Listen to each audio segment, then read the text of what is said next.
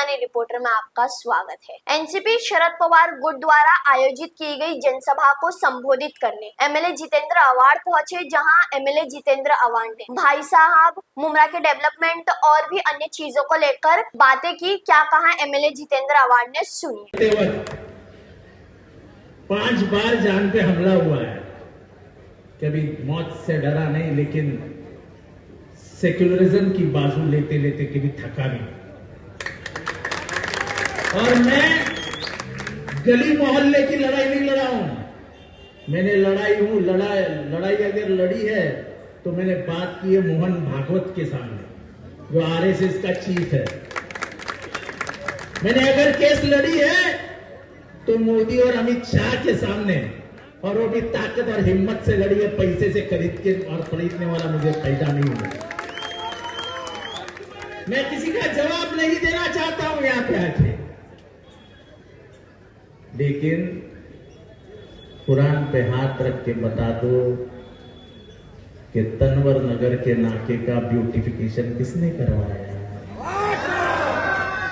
किसने करवाया?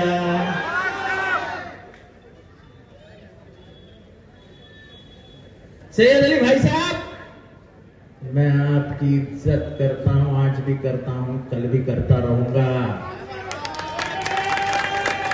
क्योंकि इज्जत मुसन्ना मियां की है, जिनके आप बेटे हो। उस सिलसिले के तरफ में उंगली नहीं उठाऊंगा, लेकिन मुझे नंगा करने की भाषा आपके मुंह में शोभा नहीं देती है। फिर बात निकलेगी तो हमाम में सभी नंगे हैं। लेकिन मैं फिर से कहता हूं, मैं आपके बारे में एक लफ्ज भी नहीं कहूंगा, क्योंकि मैंने कुछ उसूले मेरे दिल में संभाल के रखे हैं, उस उसूलों को मैं पार नहीं करता।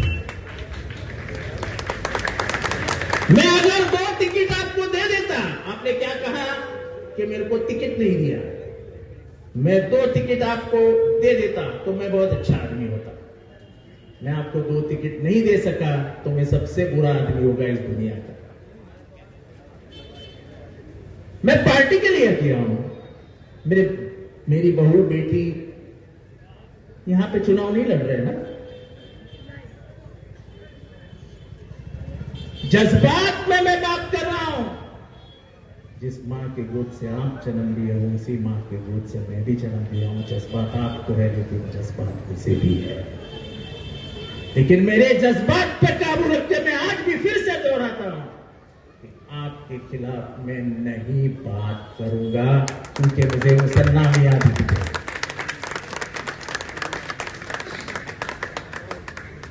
राजनीति के ऊपर बोलना सीखना चाहिए, राजनीति के ऊपर चढ़ जाओ, बात डेवलपमेंट की करो। यह तनवर नगर का कंक्रीटीकरण किसने करा है? उसके सामने जो बिल्डिंग है, क्या नाम है उसका, न्यू नशेमन, जहां पे बशीर काजी रहता है, उसका कंक्रीटीकरण किसने करवाया? एडन पार्क का कंक्रीटीकरण किसने करवाया? निजाम भाई, एडन पार्क का कंक्रीटीकरण किसने करवाया? एडन पार्क का काम श्री जितेंद्र अवार्ड साहब ने 2 घंटे में फाइल पास कर दी। तो बात कामों की है। आज 30 नंबर का अवार्ड, जिसकी शुरुआत एमएम वैली से होती है, हॉस्पिटल किधर है? उधर कैंसर का हॉस्पिटल सबसे बंबई में जो हॉस्पिटल है, वैसा ही हॉस्पिटल एमएम वैली में बन रहा है। वो कौन से नंबर वार्ड में है? 30 लाख की 2 पानी की टंकियां बन रही है, कौन से वार्ड में? एसओएल।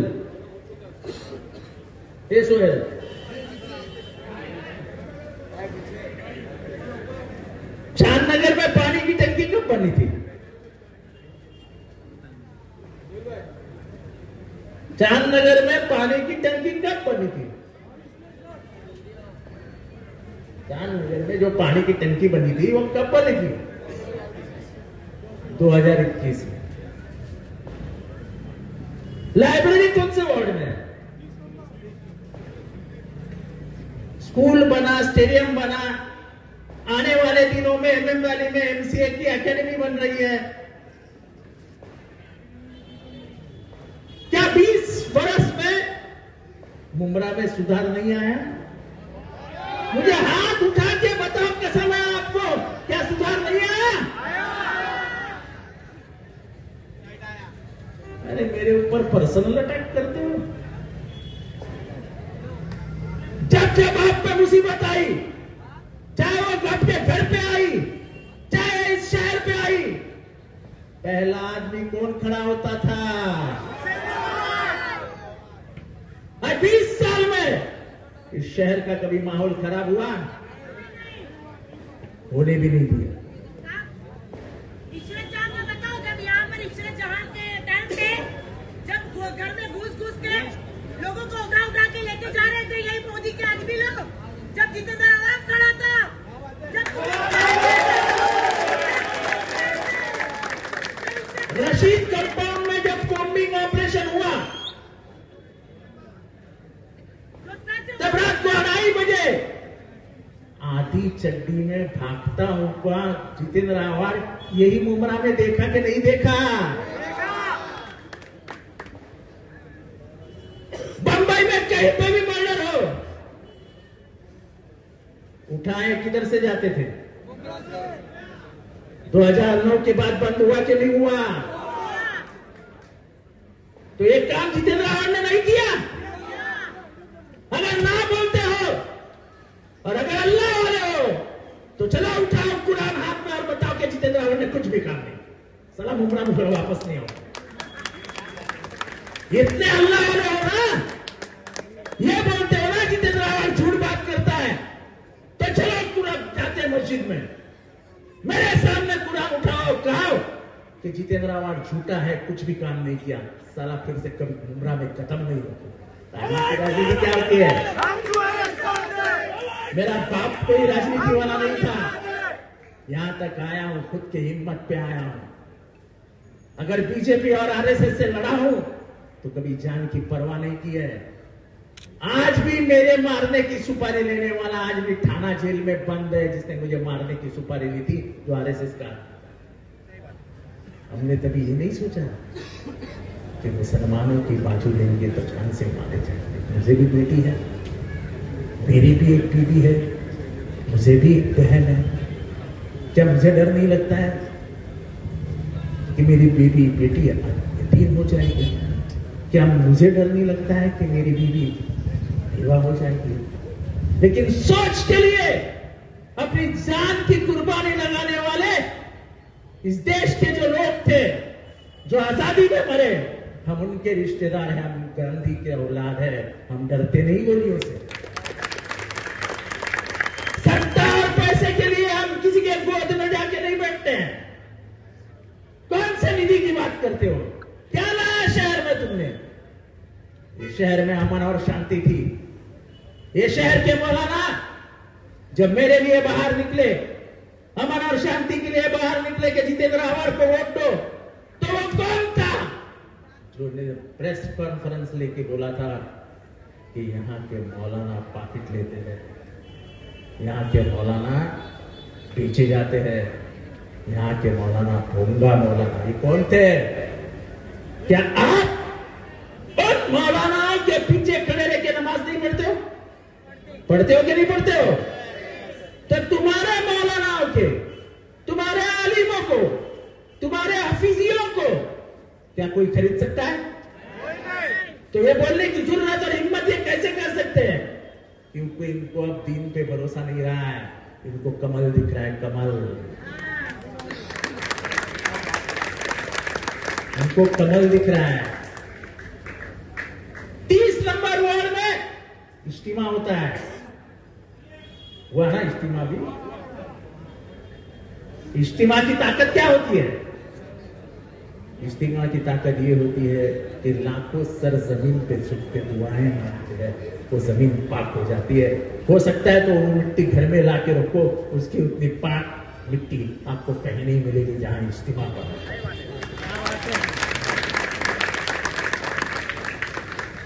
और आपकी उम्मीदवार जो 31 नंबर से खड़ी है, जो बीजेपी की ऑफिस होल्डर है, ऑफिस बेरर है, वो कहती है कि इज्तिमा करते हैं और जमीन चुरा के लेके जाते हैं। तो आपके मौलाना मेरे आलिम क्या चोर है? जो यूसुफ भाई जिन्होंने वो इज्तिमा रखा था, यूसुफ भाई भी 30 नंबर में ही रहते हैं ना, वो 30 नंबर में रहने वाले मौलाना क्या चोर है? अरे कम से कम मेरी नहीं, कम से कम अपने कुरान की और अपने दीन की तो इज्जत किया करो। आज इसी शहर में बस डिपो बन रहा है, जाओ जाके देखो। इसी शहर में मार्केट बन रहा है, जाओ जाके देखो, काम चालू है। आपके घर में एक किताब आएगी, वो किताब में सब परमिशन के साथ मैंने सब छपवाया। कॉलेज और स्कूल बन रहा है, मुंबई क्रिकेट एसोसिएशन का ग्राउंड लाया है, ड्रामा थिएटर आया है, शादी खाने का काम चालू है, लाइब्रेरी बन चुकी है, स्कूल का काम खत्म हो चुका है। और क्या होता है डेवलपमेंट? जिस शहर में निजाम भाई आप वही पे जिस शहर में एक जमाने में एक फ्लैट 2 लाख को बेचा जाता था, 2 लाख में, बराबर है? बराबर है? तनवर नगर में आपने कितने में फ्लैट लिया था? कितने में लिया था? 1,60,000 लास्ट फ्लैट 1,60,000 तनवर नगर में। ये बिल्डर है ना, तो इनको बराबर मालूम है। ये जो तनवर नगर है और ये जो दोनों तरफ बिल्डिंग है, ये सारी बिल्डिंग नहीं है। ये लोग एक भी मेंबर कह दे कि मेरा ये काम बाकी है। 1,60,000। और आज यहीं से 2 मिनट पे आगे जाइए और आपको 1,60,000 में झोपड़ा मिलता है। तो बताइए, झोपड़ा जो झोपड़ा लोगों ने 10,000 में लिया था, आज 20 और 30 लाख रुपए में बेच रहे। ये किस वजह से? क्योंकि चांद नगर हो, अमीनाबाद हो, तनवर नगर हो, कोई भी नगर हो, इलाके का हर रास्ता कंक्रीट का हो गया। मैं ये नहीं कहता हूं कि पानी की किल्लत कम हुई है, किल्लत है, लेकिन पानी आता है कि नहीं आता है? मां बहनों की तकलीफें कम हुई कि नहीं हुई? तो ये क्या था? ये डेवलपमेंट नहीं तो क्या था? मेरे ऊपर कीचड़ उतारते उतारते ये भूल गए कि तुम मुझे गालियां देके परेशान नहीं कर सकते हो। मैं हमेशा कहता हूं कि न जाने दुआओं में कौन याद रखता है मुझे, न जाने दुआओं में कौन याद रखता है मुझे। जब भी डूब जाता हूं, मां की दुआएं उठा देती है। तुम मुझे गालियां देके परेशान नहीं कर सकते। तो मुझे नंगा करने का डर से मुझे नहीं है। मैं कपड़े पहन के आता हूं, नंगाई ऊपर जाने वाला हूं, नंगाई नीचे आया। इसको डराते हो यार, नंगा करूंगा। अरे बीजेपी वाले से नहीं डरा तो हर किसी के बाप से डरूंगा क्या? बात छोड़ दो यार, ये गाली गलौज की बात छोड़ दे, उससे कुछ फर्क नहीं करता है। ये ऐसा ही डर का माहौल मेरे साथ रहके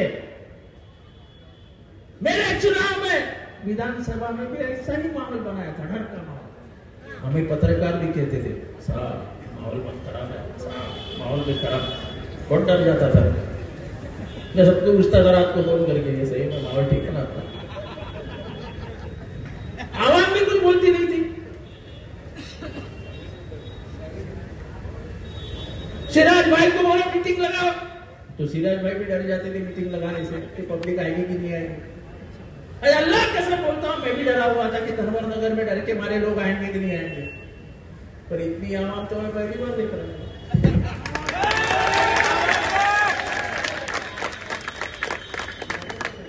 पीछे भी ये बूथ है।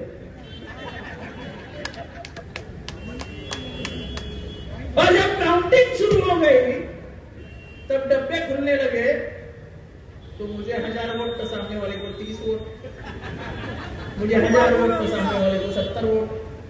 और सबसे बड़ी बात क्या है, जितेंद्र आवाड़ एक हिंदू इधर से उम्मीदवार खड़ा था और मेरे सामने एक मुसलमान खड़ा था। मुझे सबसे बड़ा डर ये था, क्योंकि प्रचार क्या हो रहा था जावेद, अरे अपने वाला है, अरे अपने वाला है। तो मेरी फट जाती थी कि कहीं ये मुसलमानों का दिमाग ना खराब हो जाए कि जरा अपना वाला है, दे दो इसको। लेकिन ये आवाम ने दिखा दिया कि मां बहनों की कदर करने वाला, अपनी इज्जत रखने वाला, अपने अलीमों से कभी भी हाथ में नहीं मिला था, ऐसा आदमी हमारा है जिसने हर गली मोहल्ले को सुधारने का काम किया है, अपने बेटी बच्चियों को पढ़ाने का काम किया है, आगे बढ़ाने का काम किया है। उन लोगों ने बिना पैसे के जाके वोट दिया और मुझे 1 लाख वोटों से जिताया। हम तुम्हारे साथ हैं, ये सोच, हम तुम्हारे साथ हैं। ये सोच जो भारत के दस्तूर की है, वो दस्तूर मिटाने का काम करने वाले कमल के साथ आप खड़े हो। क्यों? जब वक्त का मामला आया, आपको शायद किसी को मालूम नहीं कि वफक की आपकी जमीनें सब ली जा रही है। आज आपको नहीं कुछ कोई पता चलेगा क्योंकि आपके पास कब्रिस्तान है। 50 साल के बाद जब आबादी बढ़ेगी और कब्रिस्तान के लिए जमीनें लगेगी तो आपको घुटने पे झुक के गवर्नमेंट के सामने जाना पड़ेगा और भीख मांगनी पड़ेगी। कोई बीजेपी की सोच है कि मुसलमानों को भीख मांगने पड़ेगी। वक़्फ़ का जब वक्त आया तब हमने खुल के खिलाफत की और कहा कि वक़्फ़ की जमीनें आप नहीं ले सकते हो, ये मुसलमानों के बाप जादाओं की जमीन है। आपने क्यों की नहीं बोला उसके खिलाफ? आप तो बीजेपी के साथ चले गए और वक़्फ़ की जमीनों के मामले में आपने उनका साथ। बंबई में जब वक़्फ़ का मामला आया और जब मैं वक़्फ़ का मिनिस्टर था तो पहला मिनिस्टर था जिसने फाइल पे लिखा कि एक बार वक़्फ़ की जमीन हो जाती है तो फिर से वो जमीन कोई ना खरीद सकता है ना बेच सकता है, वो मुसलमानों की जमीन है। मैं सेक्युलर हूं तो यहां से सेक्युलर हूं, यहां से नहीं। मेरी सोच सेक्युलर है, मेरी सोच सेक्युलर है। मेरी बेटी ने एक क्रिश्चियन से ब्याह किया, क्रिश्चियन। मैंने ये नहीं कहा बेटी तू हिंदू है, हिंदू से ही ब्याह कर, मैंने नहीं कहा। बेटी की सोच, बेटी की पसंद, वो बाप की पसंद। आज नीतीश कुमार तुम्हारे पर्दे नशीन औरत के पर्दे को ऐसे उठाता, ऐसे उठा के ऊपर कर देता और कहते हो कि उसके ऊपर बात मत करो। क्यों? तुम्हारे बहन का कोई पर्दा उठा देगा तो आपको बुरा नहीं लगेगा? बात पर्दे की नहीं है, बात संस्कार की है। मेरी मां बिना पल्लू ओढे, इथे कोकणी लोक असतील ना, आहेत ना? आपल्याकडे पदर घेतात की नाही? पदर पदर पल्लू ओढ़ते कि नहीं अपने में? तो पराया मर्द आपके पल्लू उठा के रख सकता है क्या? उसको गाली दोगे कि नहीं दोगे? तो आपने नीतीश कुमार को गाली क्यों दी? यही बीजेपी वालों ने क्या कहा? क्या हुआ पल्लू उठा तो, पर्दा उठा तो, सिर्फ चेहरे को तो हाथ लगाया। मेरे बहन के, मेरी माँ को चेहरे को हाथ लगाने का अधिकार किसके बाप को नहीं है सिवाय एक तो बेटा लगा सकता है, नहीं तो मर्द उसका खुद का शौहर लगा सकता है। तो किसी की अमानत नहीं है। जब घड़ी में चुनाव हुआ, एक आमदार बाहर आके ये बोलता है कि लांडिया को दांडिया से मारो, तो क्या आप सहन करोगे? वो जाके ये कहता है कि मुसलमानों के दुकानों से दुकानदारी खरीदारी बंद करो, तो क्या आप वो सहन